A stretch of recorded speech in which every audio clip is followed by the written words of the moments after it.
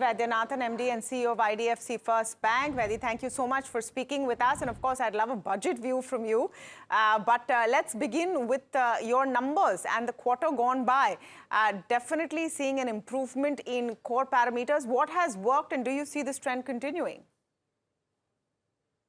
What has worked is that our ability to raise deposits at scale of the order of magnitude you showed in your in the opening comments, that is really very powerful, because I think the bank has built a strong brand.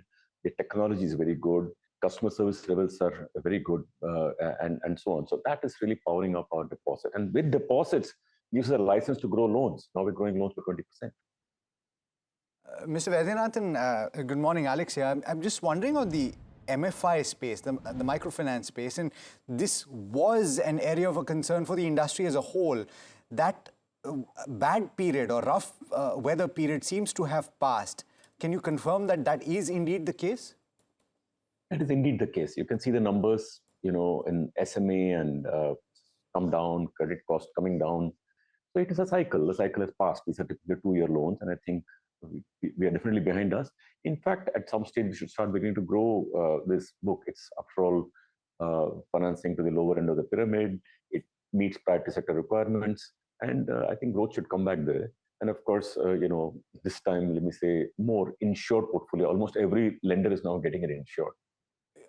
Are there any numbers that you can perhaps put to that, Vaidya?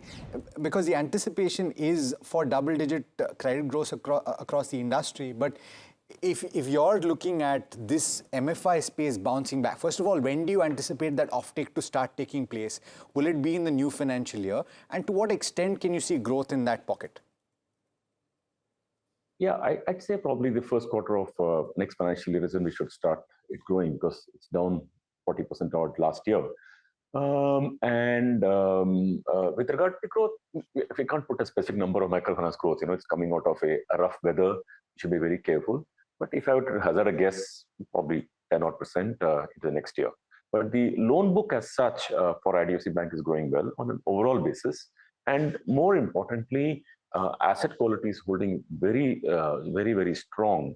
And other than microfinance, you could see we're running 25 lines of businesses, and every one of them is on as a portfolio as a whole, very stable.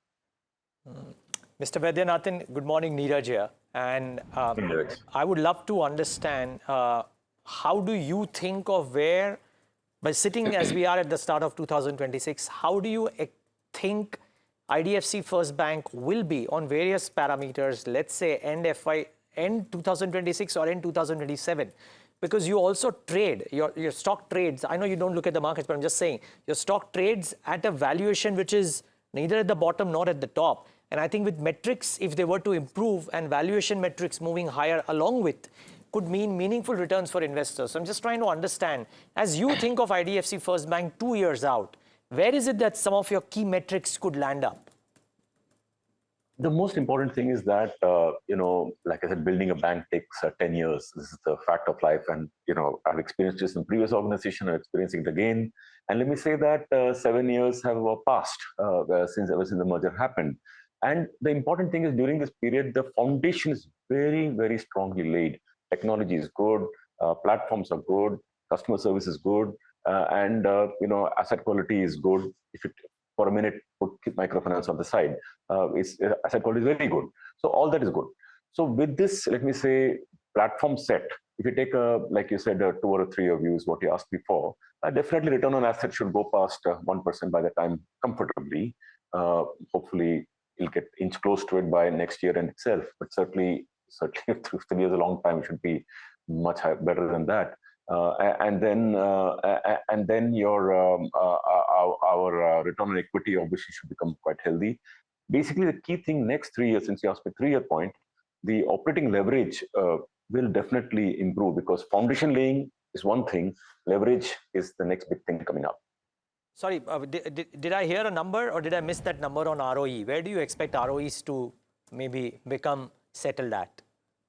This bank, I feel, as plays out, because as I said, it takes time to build a bank.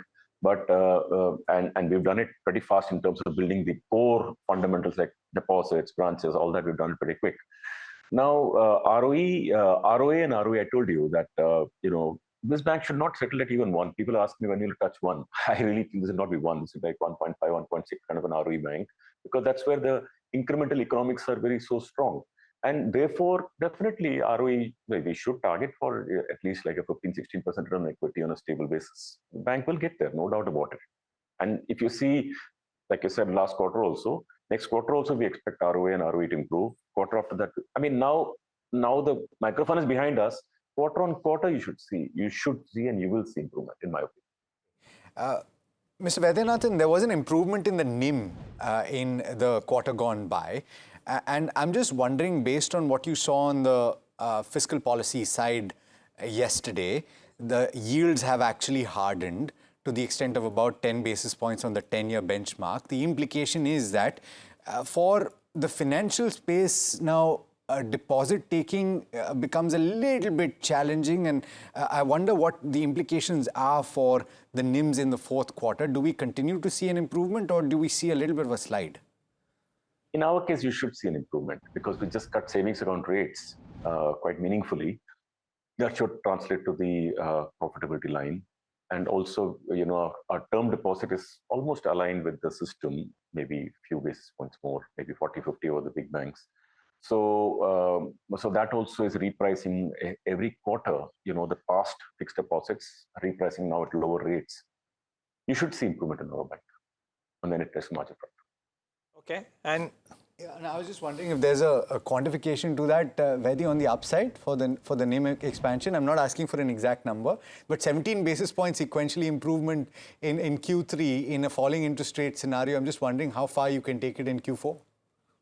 Yes, I mean, since you're asking me for a specific number, let me just say that, we should look upward of 585 is what we should look at. Got it. Mr. Vaidyanathan, one more question. Do you expect, now I'm moving us slightly away from IDFC First Bank, but there's a budget that has happened. There is a policy coming up. Do you expect the policy to do something meaningful in terms of either action or commentary to assuage the fixed income markets? Why or why not? We saw the numbers. First of all, let me just say that, people are talking of the net borrowing number. But frankly, if you notice a capex number, it's almost matching with the net borrowing number, which means you could say that the net borrowing the country is going to capex. It's actually such a good news. I think people are missing this fundamental point that whatever government is raising net money is going to capex. It's a really good thing. So, that point is one. But with regard to the rate as such, the policy expectation is probably will come down another 25 basis points, and we should factor it in the way we think of a planning and P&L and all.